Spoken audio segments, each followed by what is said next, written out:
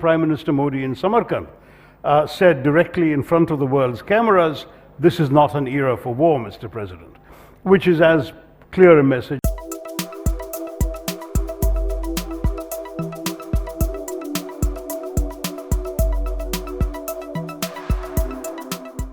Excellency मैं जानता हूं कि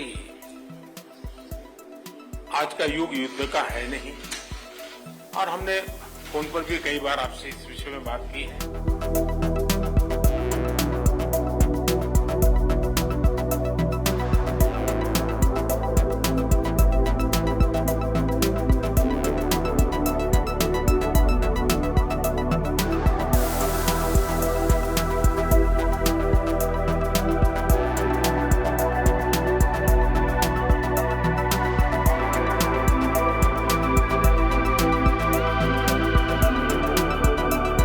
I felt that we had let down a number of the principles that we've always stood for since independence, especially in our first few statements at the UN. The first 2 or 3 speeches, we didn't mention sovereignty of a member state, we didn't mention the inviolability of borders, we didn't mention the word invasion or the word war, we didn't talk about the inadmissibility of the use of force to settle international disputes. Now, all of these things are things we have said time and time again on every conflict for the last 75 years, and suddenly we didn't say it, and that I thought was an abandonment of principle. I'm pleased to say that India's position did evolve to the point where these principles are now being advocated regularly by India.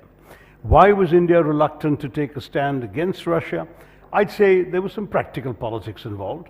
India's had a long relationship with Russia and before that the Soviet Union, which was a strong backer of India on issues that mattered to us. Kashmir at the Security Council, for example. The Russians often protected us against hostile action by other powers. There's a long series of IOUs there. There's a defense relationship. The Russians are prepared to sell us weaponry that the West was not in the 60s and 70s. And so that weaponry now at one point at peak was 85% of all of India's defense equipment. Now it's come down to about 45% because India has been diversifying. We get arms from Israel, America, France, and so on. But the fact is that 45% is still a lot, and what exists needs to be serviced, needs to be repaired, needs maintenance, needs parts. So you don't suddenly disrupt your relationship with a supplier of all those essential things. There's also, of course, importance in terms of imports of some oil, gas, fertilizers, other commodities. So it's a relationship with some substance that India did not want to lightly dismiss by completely taking a hostile stand.